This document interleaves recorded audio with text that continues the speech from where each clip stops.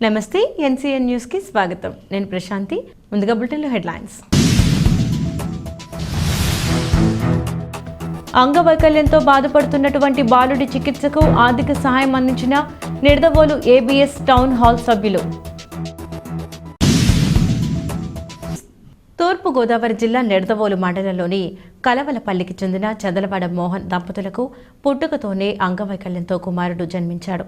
ఈ సందర్భంగా 3 సంవత్సరాల క్రితం తిరుపతి ఓ ప్రైవేట్ ఆసుపత్రిలో కుమారుని చికిత్స నిమిత్తం సంప్రదించగా బాలుడికి 3 సంవత్సరాలు దాటితేనే వైద్యం అందిస్తామని వైద్యులు తెలిపారు. ప్రస్తుతం ఈ విషయం తెలుసుకున్న నిడదవోలు పట్టణంలోని ఏబీఎస్ టౌన్ హాల్ సభ్యులు మునిపల్లి రాము 10,000 రూపాయలు, ముళ్లపూడి కృష్ణారావు 10,000 రూపాయలు, నిడదవోలు మానవతా వారు 5,000 రూపాయలు కలిపి మొత్తం 25,000 రూపాయలు బాలుడి చికిత్స నిమిత్తం అందజేశారు. ఈ సందర్భంగా మునిపల్లి రాము మాట్లాడుతూ సేవా కార్యక్రమాల్లో టౌన్ హాల్ సభ్యులు ఎప్పుడూ ముందుంటారన్నారు. ఎవరైనా సహాయం చేయదలిచిన వారు 7075285286 ఈ ఫోన్ నెంబర్కు సంప్రదించగలరు. ఈ కార్యక్రమంలో టౌన్ హాల్ సభ్యులు, బాలుడి తల్లిదండ్రులు తదితరులు పాల్గొన్నారు.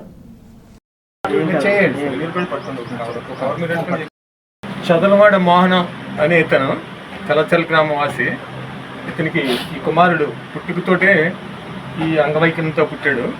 ఇతనికి 3వ సంవత్సరంలో ఆపరేషన్ చేయాలని డాక్టర్లు నిర్ణయించి 1వ సంవత్సరం నుంచి 3వ సంవత్సరం వరకు ఇప్పుడు దాకా 20 కట్లు ఇలాంటి కట్లు వేశారు.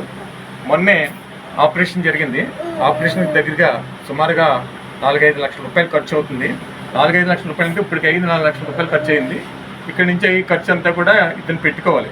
15వ సంవత్సరం వయసు వచ్చే వరకు కూడా ఈ కొట్టుని ఇలాగే కొనసాగించాలి. బూట్ల కింద వేస్తారు. 15 సంవత్సరాల వయసు దాటిన తర్వాత మాత్రమే నడవగలరని చెప్పి డాక్టర్ చెప్పారు. మానవతా సాయంతో ఇతనికి వెంటనే స్పందించి సుంకోలి అనే రామారావు అనే నేను 10,000 రూపాయలు ఇచ్చాను.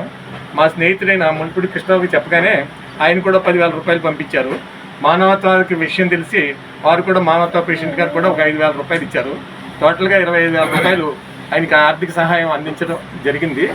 ఎవరన్నా మానవతా దృక్పథంతో సహాయం చేయవలసిన వాళ్ళు సుంకోలి రామారావు అనే నన్ను కాంటాక్ట్ చేస్తే అతనికి అందజేస్తానని చెప్పి తెలియజేయడం.